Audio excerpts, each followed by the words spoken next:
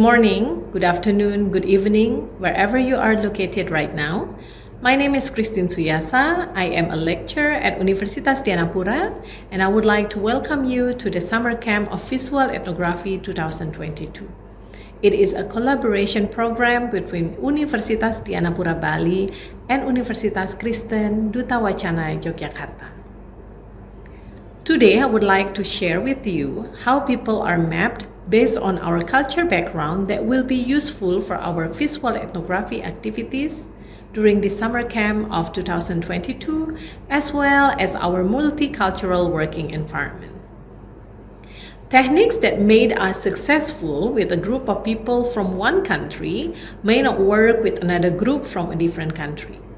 To be collaborative, we need to embrace cultural diversity and open ourselves to learn different communication approaches and making adjustments along the way.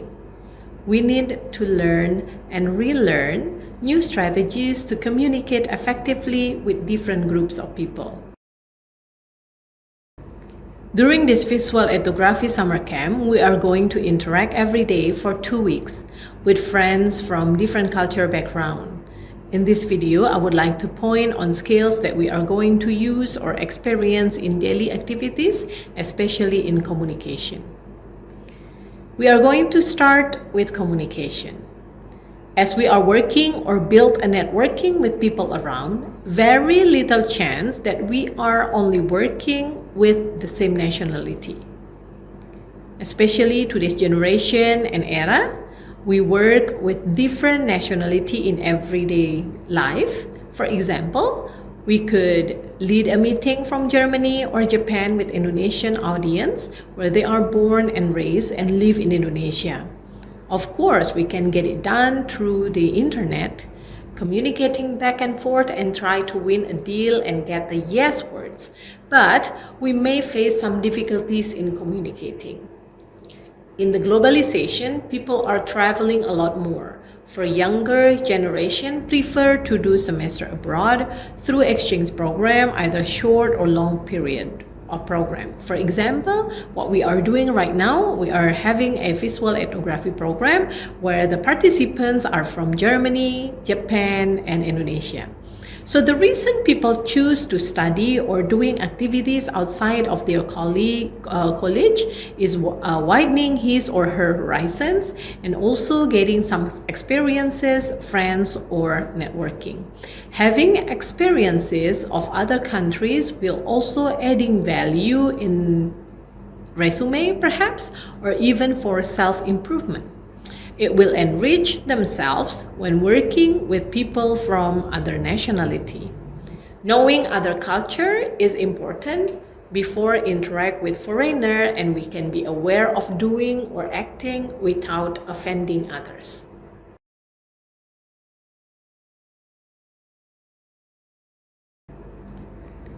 My question now. Have you ever having conversation where you were talking, asking your friend, whether asking their opinions or anything, and seems your friends doesn't grasp or what you were asking, they don't understand. Not even asking twice, but you didn't get any reply at all. I'm sure it happens to each of us.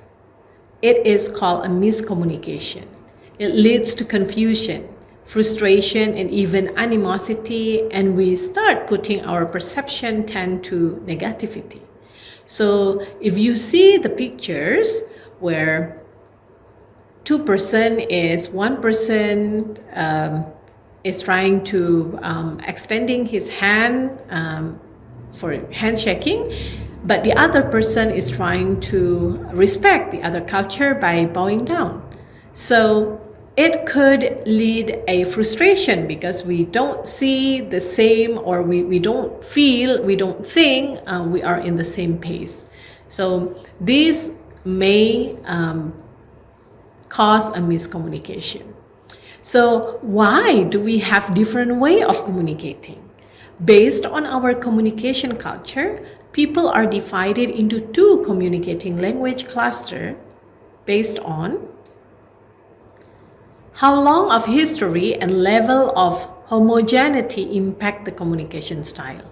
Example, If you see the picture, you see newlyweds and the couples who have been living together for a long time. So newlyweds, on the picture, it's hard to communicate. Why? Because two different personalities just trying to get adapted to each other. However, if you see in another picture, people who live together for a long time, they shared many things together, so they do understand of each other, and they might not need to express a lot of words, but it could be just an eye winked, they would understand each other. Having shared context. Thinking about when we are travel abroad. When we are travel abroad, especially to Western countries, we have to follow signs to get to our destination, right? The signs are clear and easy to be followed. However, if you come to Indonesia, or especially when you come to Bali, you will be so amazed if you find clear signs or direction, because we are not taught to read signs, not taught to read a map. We have been taught since early childhood to ask around and never be shy to ask around. Otherwise, we will get so lost. So, in this context, interpersonal communication is highly needed. And especially if you see both of the pictures, when people are asking around and the other is just trying to follow the map, it also shows how the collectivism culture versus the individualism culture.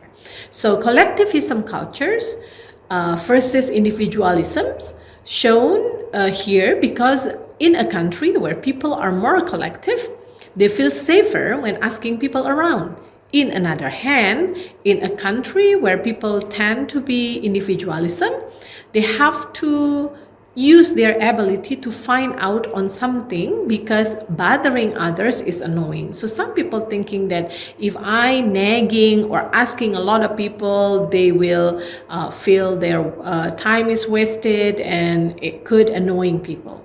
So those two examples give us clear understanding how people are different in communication way. There are two types of context culture in communication. Those are, one is low context culture and two is high context culture. Now, on the other side, what is low context culture? Low context tend to be more rational, more finding the end of result, such as numbers, facts, dates. So the story here is not important. Low context culture, good communication in low context culture is precise, simple and clear. Messages are expressed and understood at a face value, where repetition is highly needed and it helps to clarify the communication. So in low context culture, when it is formed, where a country is shaped by enormous of immigrants from various countries, where they share different histories, different languages, and different background, and cause them to share a little context. Due to many people are coming to a country who have different background, ethnicity, and also language, it causes adaptation to the situation is required to be fast. Not only adapt to the way a new environment, new social life, and new working lifestyle is highly needed, since people need communication as a tool to understand each other, it requires fast learning. Must be concise, explicit to minimize the ambiguity as well as misunderstanding. People must keep in their mind things that they would like to communicate. And there is a word or a shorten, it's a lot of people say KISS, KISS. So what is KISS? In communication, we keep saying is KISS is keep it simple and straightforward. It requires attention to the literal meaning of words than to the context surroundings. To minimize the misunderstanding, sending and receiving accurate message and enable people to comprehend, perhaps some of them have very little language ability, the signs for direction is very clear and followable. Doing repetition to provide the necessary clarity and making sure persons who receive message know what steps they will take. For example, when you are having a wedding party, you will invite your friends with a card, right? Mention the date, where's the place, and what time is going to be. And you are asking people to make a reservation in order to confirm whether you are going to be in the wedding party or not, or are you coming or not. So the good point of the reservation, or in this case, is the repetition. I consider reservation is repeat. Repetition is good for the brides and groom or even the family member because they can arrange the wedding better. They can arrange the wedding more details, how many people will arrive in the wedding, how much food that they will have to provide for the wedding invitees. So here also it shows because everything takes faster, people are not focused much on interpersonal relationship because must be focused on following standards and procedures that may lead to a short-term relationship. And in the low context culture, flexibility is very limited. Plan sometimes change. It's considered abnormal and sometimes it's not tolerable because everything is just stick with the time being. So, in the other hand, what is high context culture? Based on high context culture, good communication is powerful and layered. Messages are both spoken and read between the lines. Messages are often implied but not plainly expressed. I give you example where high context culture tend to have a long shared history. Usually, they are relationship-oriented societies where networks of connections are passed on from generation to generation and generally shared context among community members. So in the high context culture, it's not something unusual if we know the grandparents of someone, and then from the grandparents, the friendship is passing through to the son or daughter, and then the friendship is passing through again to the kids, and it's continue like that. So everybody knows everybody. In the high context culture, focus on long-term relationships to derive meaning, which makes explicitness unnecessary. Communication is more indirect, implicit, subtle, layered, and nuanced. As for Balinese, when you are visiting your friend's house, they will offer you food to eat. Even in reality, they didn't even have anything cooked yet. So small talks are very important to start conversation, and it shows your generosity to others. Because being generous is one thing that we in high context society value. The third one is nonverbal cues. So like tone of voice, eye movement, gestures, and facial expressions are having great meaning in communicating. Signs are not well seen because people tend to prioritize asking others to get it right direction. As I mentioned earlier, how the collectivism people and individualism people, they value collectivism and individualism.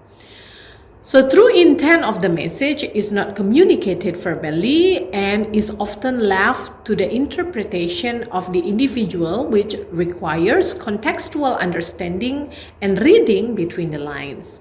In other words, verbal message is indirect, often talking around the point, and requires shared culture context to carry meaning. For example, in the low context culture, you invite people to your wedding. So earlier, I was mentioned about how the low context culture giving the invitation. So now, how high context culture giving the invitation as well. So when people are invited to a wedding, they are not using the written invitation. I mean, not always, yeah. So most of them are using the written invitation, but in the high context, the interpersonal communication is highly demanded. So written or card invitation sometimes could be the second option. So brides or groom or parents will inform their closest one to attend wedding by passing oral invitation. For example, I will have a wedding. Because we are very close, I do not need to send an invitation because sending invitation might offend somebody. Yeah. Why? Because they feel that why am I invited with the card? Yeah.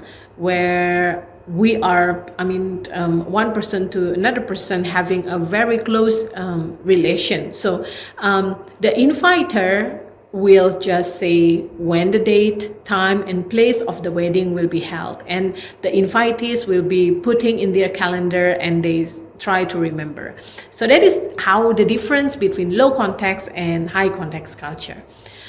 In high context culture, people tend to be nice to others by asking personal questions. So when we are going to visit places in Indonesia, either in Bali or Yogyakarta, we might bump into a person, a seller on the street, or people that we talk among our group, and they might need to know where are you from? What are you doing here? Do you have any children?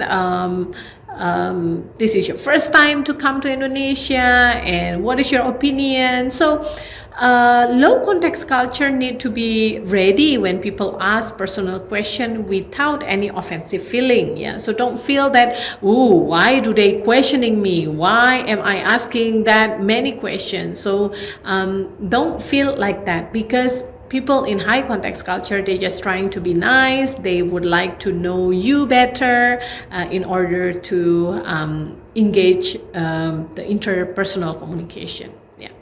So in the low context culture, we talk also about flexibility, but in high context culture, flexible is highly adjusted because people always try to be positive if something come up last minute. As it was explained before, that the characteristic of low context are literary, explicit, simple, concise, and clear, and everything must be repeated to avoid mistakes. And when we are working with multinational culture, summary of meeting is not enough just to be read, but written summary is a must to be shared to the meeting members. It will very beneficial when we are working in a company where multinational employees are there, interact with each other. So where the high context culture, the characteristic are all the message sometimes have different meaning based on how the receiver's understanding. Therefore, it is called layered. It takes more words to get to the point. Because it is layered, the receiver must have good listening and understanding to convey the message right. Due to interpersonal relationship, therefore people tend to have more feeling involved. Sometimes it could lead to hard feeling because it might not be understood well enough by the receiver. Or it also could be the sender was using layered way of communication and the receiver was not paying fully attention. So during interaction with low context culture, All culture background must understand that behavior norms are communicated by putting in writing rather than personal enforcement. It was not only verbal information or verbal warning, but it is realized into a written information or warning. When we did something good or bad during our task progress or completion, being called to the office and being corrected is considered rude. Everyone follows strictly the signs and will feel lost when they don't see any signs. And in the working environment, day off is mean day off.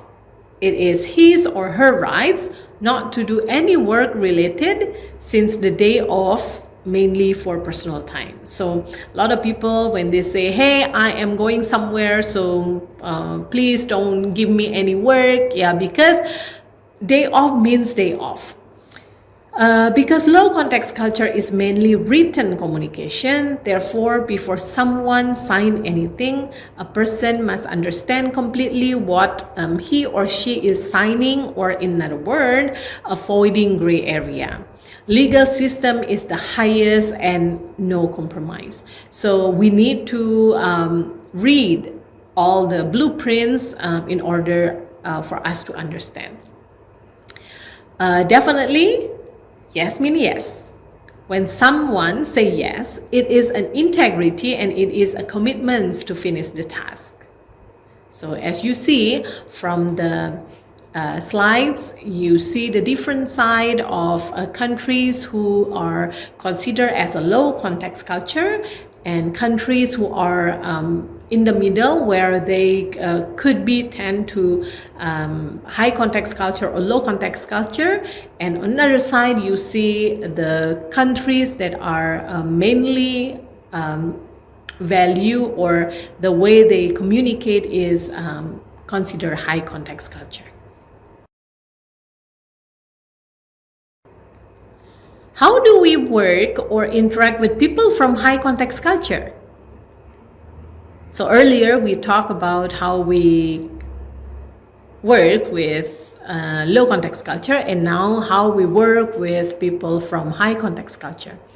So since there is not many signs to follow, yeah, and this has happened a lot in Bali, when you will see during your travel in Bali, there is a lot of ceremony being held, and you will out of the blue there will be a route will be rerouted, and we have to go along with the changed road direction. So sometimes they will close the road and we will reroute it to another direction, to the communities, small roads which we never expected to be in that kind of road. So instead of being lost, everyone must be able to ask around, or must have consciousness on surrounding, because we don't see, hardly ever seen a sign in a community's road. So in the Eastern culture, especially in the working environment, when we are working in the company, being called to the office and being corrected is a normal procedure, and especially in Indonesia. It is advisable to discuss any kind of matters privately, especially if the matters can harm one's dignity. So causing shame and humiliation to anyone is not acceptable. An act of helping one avoid getting humiliated is judged as kind and very well-mannered action. So people do not like to be exposed in the public. Yeah, so if we are in the working environment, we do something wrong and we expect somebody to correct us, and is not going to be corrected in front of other people, but the high context culture will prefer to be set aside and talk privately. So in high context culture, sometimes talking about working days, day off could mean working.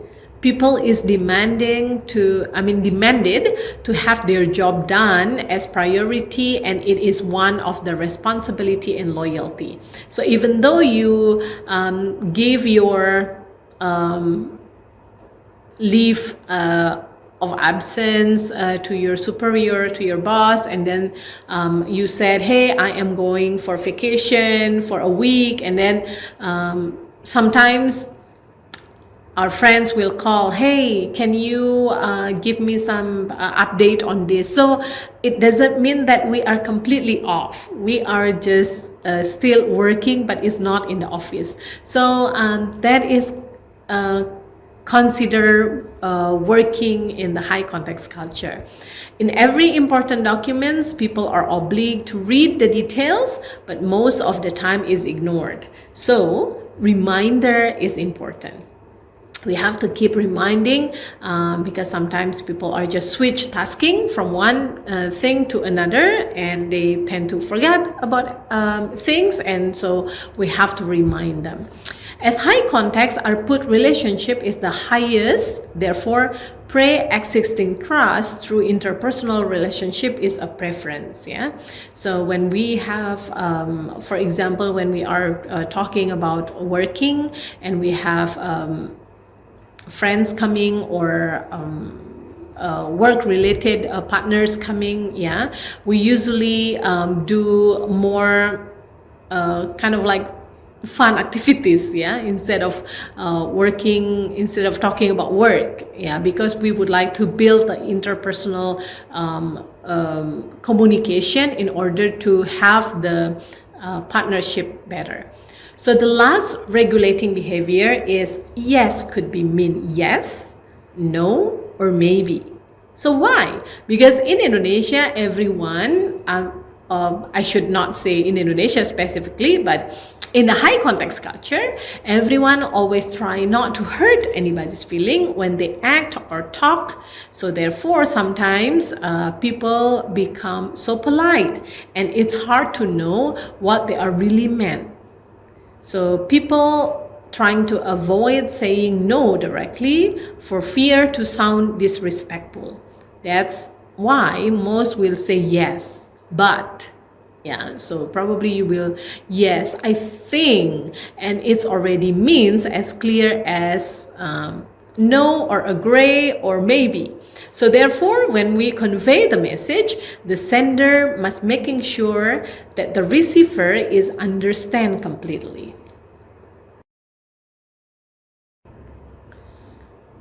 During the summer camp, we will interact with people. We will go to many places and interact with communities either in Bali or in Yogyakarta. So there are some things that we have to keep in mind. The first thing in communication also, how do we address people? In low context culture, people are often referred mostly by their first name, and it is not uncommon to address those older than you by first name. However, in high context culture, people are often addressed appropriately with Mr., Mrs., Miss, or in Indonesia, we call a male version is Bapak. For female, we will call Ibu. For people who are older or the same age as us, either male or female, we call Kakak. And we call Ade for younger age. So addressing people with those Bapak, Ibu, Kakak, Ade, or other things, it is a sign of respect to others. When you walk around to buy something, people often call you Kakak, even though you are seems younger. It seems offensive if we call someone by using their first name, unless you are older than known him or her very well. In nonverbal language, we also communicate with gesture. In Indonesia, when we are giving out something to others or receiving things from others, it is preferably using our right hand. Why? Almost every kind of activity is using right hand, or at feasible using right hand, such as eating, drinking, giving present, accepting presents, or etc. Because the left hand tend to do all things are unclean. And number 3 is imagine that we are having presentation in a class while the presenter is giving presentation. One of the audience will going inside the room. What will low context culture and high context culture do? So in the low context culture, people will wait until the presenter finishes presenting, then he or she will go inside. Because people don't want to get interrupted, and interrupting is considered unpolite. Whereas in the high context culture, people will go inside but bowing the body while walking to show that he is respecting the presenter and get the permission to go inside. Number 4, when you arrive in Indonesia, you may hear how people communicate by sounding their car or scooter's horn. It is communicating through honking. Yeah. So in low context culture, car horn honking is done very rarely, and it is only used when it is important. Where in high context culture, horn honking is some type of communication between riders or drivers to other passengers or other drivers. People use horn at any time, either mad, hurry, reminding others something is coming, or just saying hi to others that they know. When you are passing by, sometimes, hey, hong hong, and yeah, you see your friends is passing by. So here is communicating is very important when we are working in multicultural environment. So we do not want to offend anyone with our conduct, because we just don't know. It's our ignorance. But here, during this visual ethnography, of course, we are going to communicating, we are interacting with each other. So therefore, we need to understand how we communicate between each other. Yeah. In the communication things, we learn there are 2 types of communication culture background, where one is low context culture and the other is high context culture. And then we can see also from the previous slides that based on the culture map, it is mapped where each nationalities is kind of like grouping into the culture way of life. For example, Germany is tend to be a low context culture. Indonesia and Japan is tend to be a high context culture, but also there are some countries they are having in between. Yeah, so those are the things that we can learn from communicating at each other.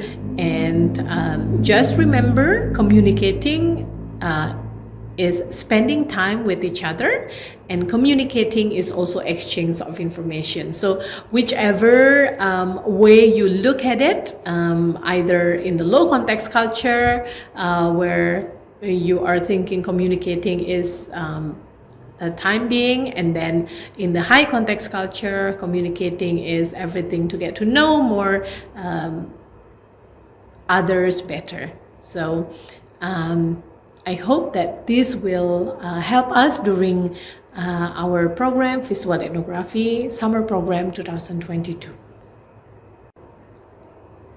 To end my slides, I would like to quote a communication is king, understanding is everything by CIKD.